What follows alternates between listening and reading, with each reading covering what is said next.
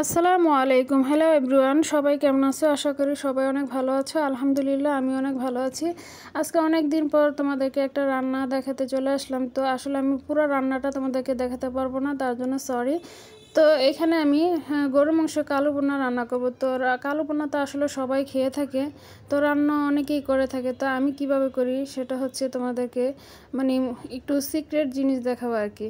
আর মাংসটা যখন আমি বসাবো তার সাথে আমি মাংসের গরম মশলা যেটাকে বলে লং, এলাচ, দারচিনি, তেজপাতা সব কিছু মশলা দিব পরিমাণ মতো।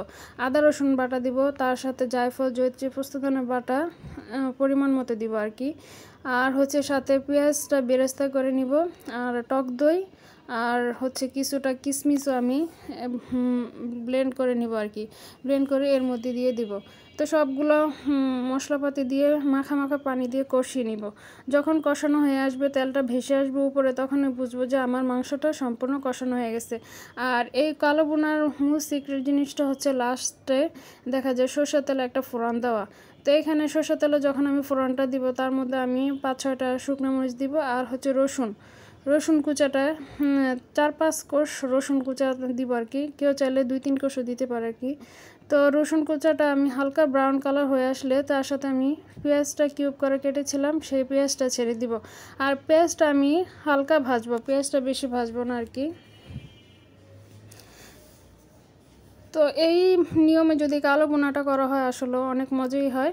তো আসলে আমি প্রথমেই তোমাদেরকে মাখানো জিনিসটা দেখাতে পারলাম না, তো তার জন্য তো সরি বললাম। আর লাস্ট পর্যায়ের যেই সিক্রেট জিনিসটা সেটাই হচ্ছে এই যে সরষের তেলে ফোড়নটা দেওয়া। তো এখানে দেখো মাংসগুলো আমি ছোট ছোট করে কেটে কষিয়েছিলাম। তো আসলে অনেকেই বড় বড় পিস করে নিতে পারে, এটা যার যার রুচি আর ইচ্ছা আর কি। তো এইভাবে কালো ভুনাটা করলে অনেক মজাই হয়। আর এই যে ফোড়নটা দেওয়া হয়ে যেতেছে, তার মানে কি অনেকক্ষণ যাবৎ নাড়াচাড়া করলে এই মাংসটা কালো কালো হয়ে আসবে আর কি। তো আমি একদম শেষ পর্যায়ে পর্যন্ত দেখাতে পারলাম না, পুরো কালো যে হয় ওই কালোটা আমি করব না। কালোটা আমি আরেকবার দেখা যায় চুলার মধ্যে রাখবো এই লাল করে ভাজা করার পরে। আর সবশেষে আমি একটু সয়া সস দিয়ে দিব আর কি। সয়া সসটা দিলে কি এটা টেস্ট আর ফ্লেভার খুব ভালো আসে আর কি, টেস্টেই বেশ মজা হয় আর কি। তো দেখো মাশাআল্লাহ অনেক একটা সুন্দর কালার আসছে। এই কালারটা কালো হয় না এখনও, আর কিছুক্ষণ যদি চুলায় রাখা হয় তাহলে কালো হবে। আর যদি আমি চুলায় এখন অফ করে দিই, যখন আমি আবার খাবো তখন যদি আবার আমি গরম করি তখনই কালো হয়ে যাবে। তো এই জন্য আমি এখন আপাতত রাখবো, যখন খাবারটা সার্ভ করবো তার আগে আমি একটু জাল করে নিব, তাহলেই আমার মাংসটা সম্পূর্ণ কালো কালো বুনো হয়ে যাবে আর কি।